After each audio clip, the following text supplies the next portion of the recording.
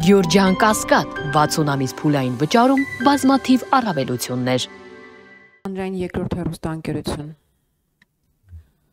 Հարցը սուղում եմ երկու բանախոսներին էլ, ով կցանկանա կարող է պատասխանել։ Երեք Բաքվի դատարանը կարծում եմ տեղյակ եք ինչ պատժաչափեր սահմանեց Արցախի նախկին ռազմաքաղաքական ղեկավարության եւ մյուս հայ գերիների հետ կապված, նախ ձեզ համար անակնկալ էին այսպիսի պատժաչափերը հաշվի առնելով հանգամանքը, որ Հայաստանը եւ Ադրբեջանը արդեն իսկ նախաստորագրել են խաղաղության համաձայնագիրը, արդյոք սա խաղաղության գնացող պետության քայլ էր, պետության ձեռագիր էր եւ 2 օր առաջ Նիկոլ Փաշինյանը ազգային ժողովի ճեպազրույցում իմ հարցին պատասխանելով ասաց, որ երբ որ լինի խաղաղություն, բոլոր հարցերը այդ թվում նաեւ գերիների կլուծվի։ Եթե ստորագրվի նախաստորագրված փաստաթուղթը խաղաղության Հայաստանի եւ Ադրբեջանի միջև, ինչպես է պատրաստվում, կա տարբերակ հայ գերիներին ետ բերելու, այստեղ ասենք պատիժը կրելու կամ ազատության մեջ կհայտնվեն, թե ոչ ըստ ձեզ ոնց է այս գերիների հարցի լուծումը դուք տեսնում։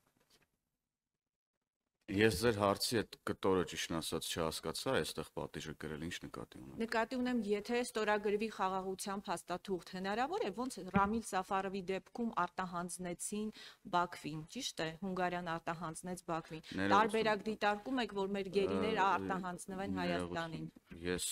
ձեր մեկնաբանությունը եւ օրինակը ընդհանրապես իդենտիկ չի են իրավիճակի հետ, որ այսօր գոյություն ունի։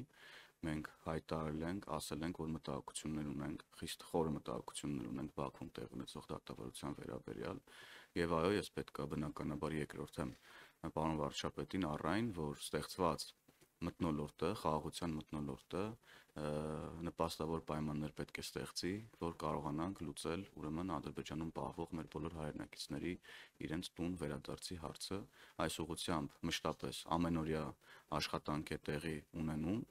Սա մեր համար առաջնային խնդիր է եւ մենք հույս ունենք, որ առաջիկա գործընթացները, որոնք խաղաղության մասին գործընթացներ են, կհեշտացնեն գործընթացները եւ մթնոլորտ եւ միջավայր կստեղծեն, որպեսզի մեր բոլոր հայրենակիցները վերադառնան տուն։ Շնորհակալություն։ Մյուս հատվածին չպատասխանեցիք, արդյոք սա Հայաստանի հետ խաղաղություն գնացող պետության կողմից ճիշտ քայլ էր, ճիշտ մոտեցում էր։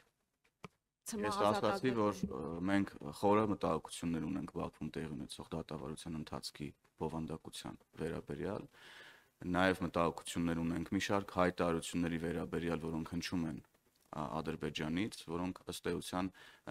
կապ չունեն գործընթացի հետ խաղաղության, եւ մենք հույս ունենք նախ, որ ուրեմն